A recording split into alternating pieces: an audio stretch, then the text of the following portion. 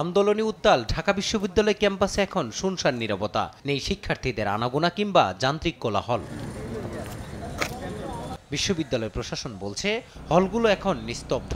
আবাসিক 18টি হলের ক্ষতিগ্রস্ত রুমগুলোতে দ্রুতই মেরামতের কাজ শুরু হবে বলে জানান উপাচার্য। ক্ষতিগ্রস্ত হয়েছে কি পরিমাণ আর্থিকভাবে আমরা বিশ্ববিদ্যালয় মঞ্জুরি কমিশনের কাছে সহযোগিতা চাইব, সেই জন্য আমরা একটা প্রতিবেদন তৈরি করছি এবং প্রতিবেদন প্রাপ্তির পরে আমরা আর্থিক সহযোগিতা পাওয়ার প্রেক্ষিতে আমরা রুমগুলোকে আমরা সংস্কার করব।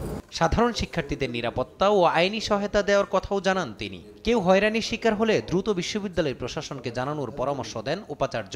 নিরপরাধ শিক্ষার্থীরা যাতে করে কোনো ধরনের হয়রানির সম্মুখীন না হয় সেই বিষয়ে আমরা ব্যবস্থা গ্রহণ করব। আমরা ইতিমধ্যে সেই সিদ্ধান্ত গ্রহণ করেছি এবং আমরা আমাদের শিক্ষার্থীদের মধ্যে যারা কেউ কেউ থানায় ছিল, কেউ কেউ অসুস্থ অবস্থায় বিভিন্ন জায়গায় আছে, আমি ব্যক্তিগতভাবে বহু শিক্ষার্থীর সাথে আমি কথা বলেছি।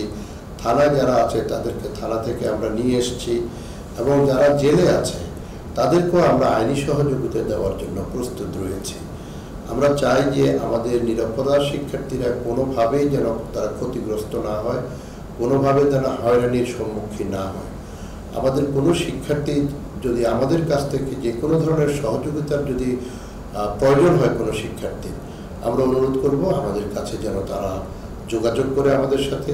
জানান বিশ্ববিদ্যালয় খুলে দেওয়ার পর শুধু বৈধ শিক্ষার্থীরাই হলে উঠতে পারবেন এবং মেধার ভিত্তিতে সিট বন্টন করা হবে। প্রভোস্ট কমিটির সভা করেছি এবং প্রভোস্ট কমিটির সভায় হলগুলোতে শিক্ষার্থীদেরকে একটি সুনির্দিষ্ট সমন্বিত নীতিমালার মাধ্যমে রেগুলার এবং মেধাবী শিক্ষার্থীদেরকে হলে উঠানোর জন্য আমরা পরিকল্পনা গ্রহণ করেছি। কোনো শিক্ষার্থী চাইলে আর্থিক সহযোগিতা দিতেও ঢাবি প্রশাসন প্রস্তুত বলে জানান উপাচার্য।